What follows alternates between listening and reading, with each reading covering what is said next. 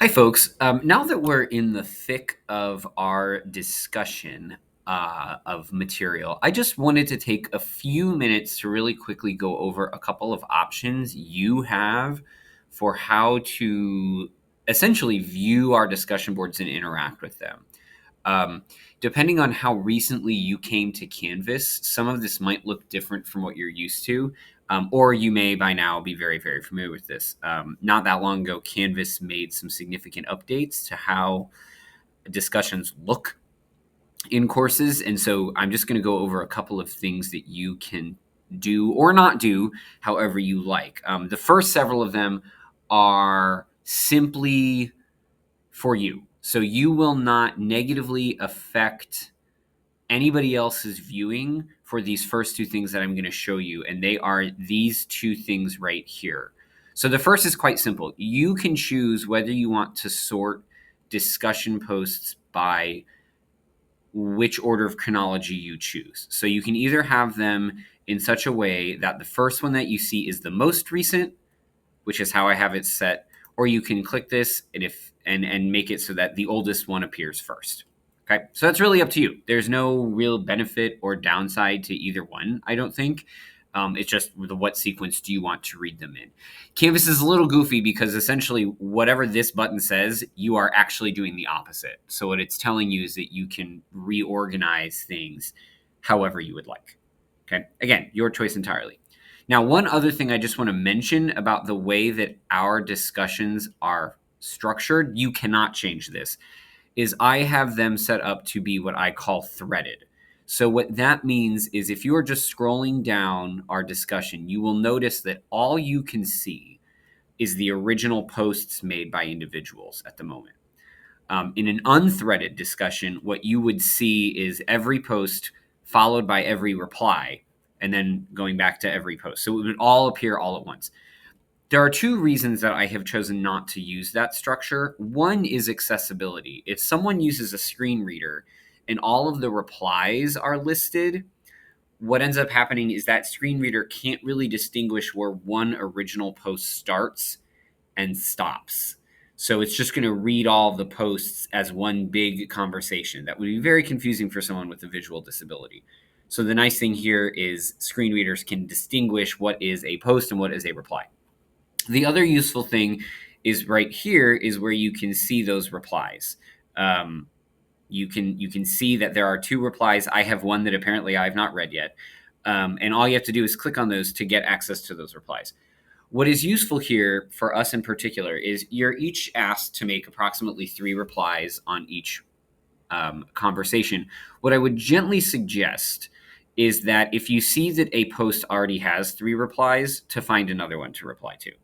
Um, this is because, as you all know, for these discussions, you are generally expected to make your initial post, reply to 3 of your classmates, and then come back and respond to your replies. That becomes very difficult to do if you have no replies, right? And one thing that can happen, I've seen happen in courses before, is that the posts that are at the top of the page will get 6, 7, 8 replies because everyone just replies to what's available first, and they don't scroll down to the things that come later, even if those things come in perfectly well and on time. So if you see something that already has 3, try going to something else. If after you make your 3 required posts, you're perusing what everybody else has said and there's something you really want to respond to, you are welcome to reply to something that's got a bunch of replies as an extra reply. It would just be preferable for you to go to those posts that don't have the requisite number of replies yet when you are posting your replies. But again, you're encouraged to read however much you like, to look through people's posts, and respond in kind. So the other structural thing that I want to point out is you have these 2 different ways that you can view replies. And there is what is called split screen and inline. So right now I am in the split screen setting, and this is the one that I prefer. And again, this is your choice. What happens is if I click on these replies, what's going to happen is I'm going to get a split screen. So I'm going to get the original post right here, and then the post plus its replies are going to show up over here. This, I think, just makes it a little bit more readable. You can see the original and you can see the responses over here. You can keep scrolling through the initial thread. If I close this, the other thing that can happen is if I've If I've read this post, and I want to reply and I click reply, it's going to thread it out as well. And the nice thing in particular about this is I can scroll down to my reply box, and then I can have the original post next to me. So what I can do is I can look through this post and never have my reply disappear. If I'm in inline mode, what's instead going to happen is, well, it ruined it. If I click replies, they're just going to populate beneath the original post. Now I'll be able to see them all in order, and I can reply to anyone that I want, but I'm going to have to scroll up and down. And if I click reply, the reply box, as you can see, is just going to be right here. So I'm going to have to move up and down possibly between what I'm writing, what's been said, what I'm writing, what's been said. Again, your choice entirely for which one you prefer. I tend to prefer the split screen view. Okay. Now, then there's one other feature that I want to quickly mention, and that is that a la social media, Canvas has added the ability to tag someone or at them.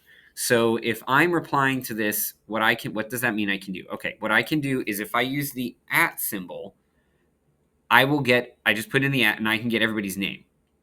So I'm going to tag myself. And then I can tag someone and then I can start typing. Now I'm going to ask that people not go overboard in doing this, because what's going to happen if someone gets tagged is they're going to get a message in their Canvas inbox that they've been tagged in a reply. And we don't want to clog up anybody's inbox. So what I would suggest is the one real reason to use this is if there is a sizable thread of responses to something and you want to make sure somebody knows that they're responding. So this thread has 5 replies on it. Let's say I really want to reply to what Ruby said here. I might reply, but in order to get her attention that I'm specifically replying to her, I might click reply and at Ruby. And I can start typing their name, and then they'll come in. And then Ruby will know when I hit reply that I've replied specifically to her, and we'll get an email about that. Okay. You are never under any circumstances required to at someone or to tag them, but you can do that if you want to absolutely make sure they get your attention, especially if you're replying to not the original writer. So Brian on his thread here is going to end up, assuming he's doing his work, is going to end up reading all those replies and post a response of his own to them.